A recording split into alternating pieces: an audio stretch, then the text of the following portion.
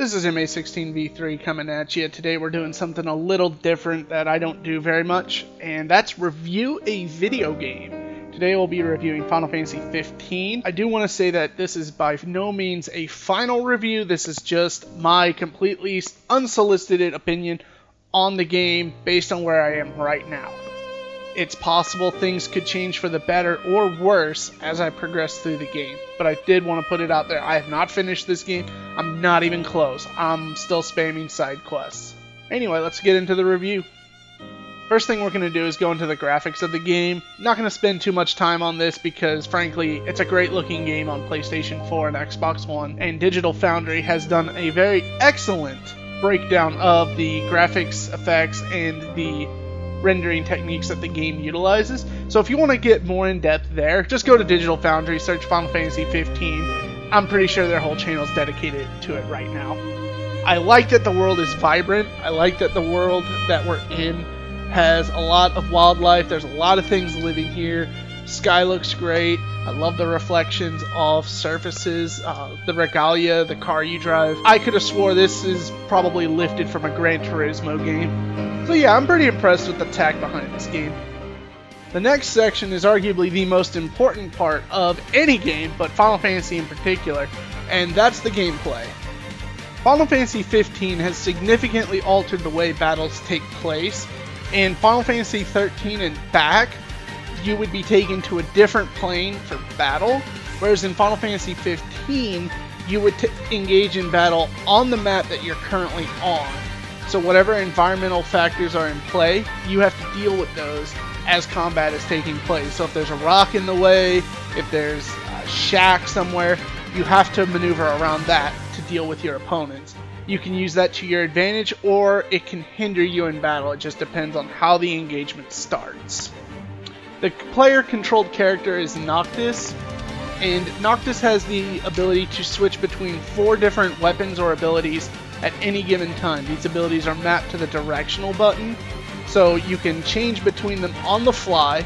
As soon as he finishes an attack animation with one weapon or spell, he can immediately go into the next. So while this isn't as fluid and sudden as, say, a Devil May Cry game, it's a lot faster than a Star Ocean game doing the exact same action. I liked this. It helped me vary up my attack patterns. It helped me quickly realize what type of attack an enemy is weak against.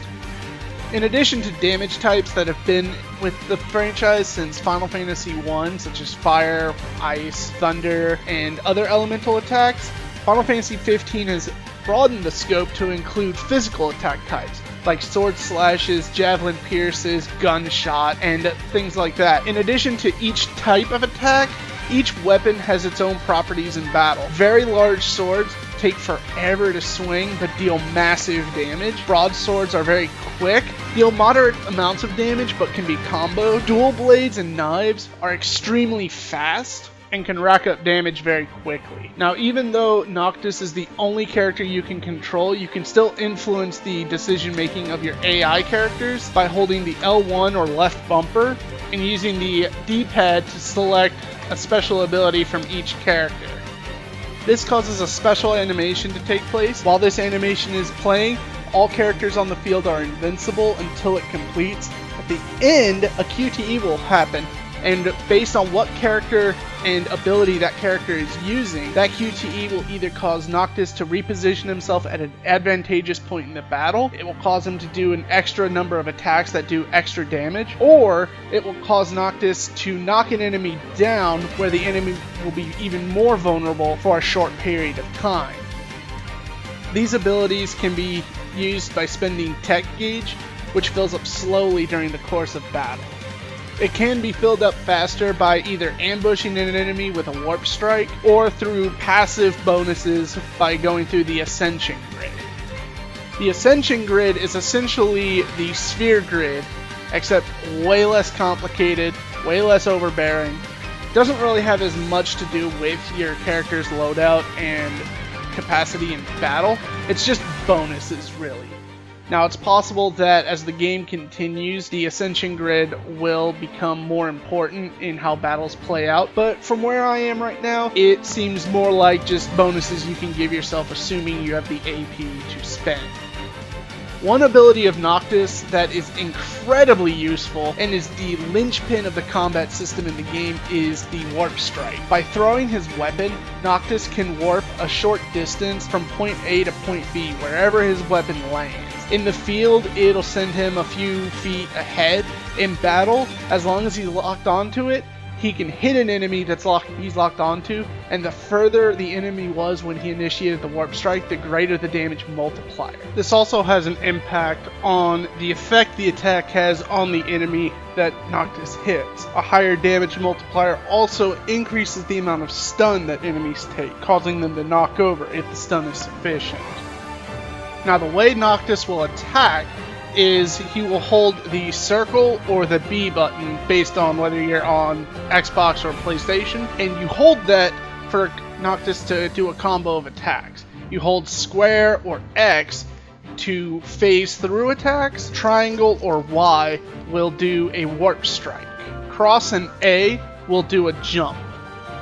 There are other mechanics in the game I still haven't explored entirely, but that's a basic idea of how combat plays out, and you're probably seeing it on screen right now anyway. Reading about a system like this or hearing about a system like this does not sound very enticing, but when you're actually playing, it works remarkably well.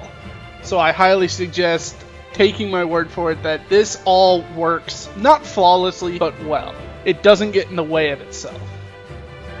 I can't comment on the storyline for the game just yet. I would actually need to complete it to say whether this is a good storyline or not.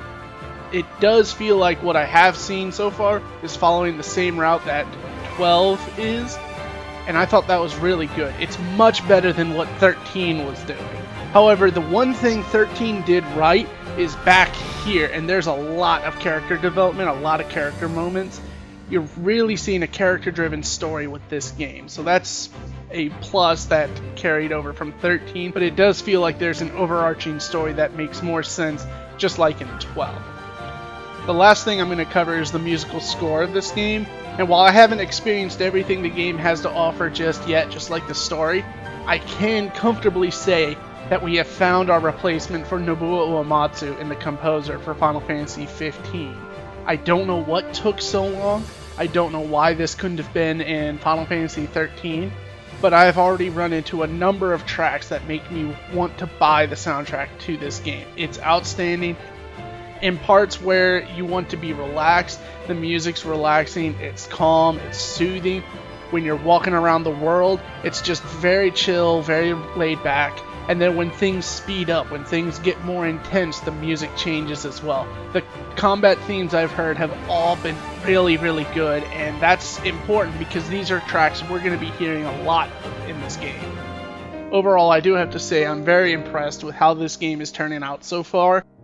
It is subject to change because I haven't finished the game, but I really wanted to get my thoughts out there on this game from where I am sitting right now. And to Square Enix, in the unlikely event that you're watching, please keep this quality coming. We need this not just for Final Fantasy, but we need this for Nier. We need this for Star Ocean. We need this for anything with the Square Enix branding on it. When I was a kid, if it said Square Enix, it was bought.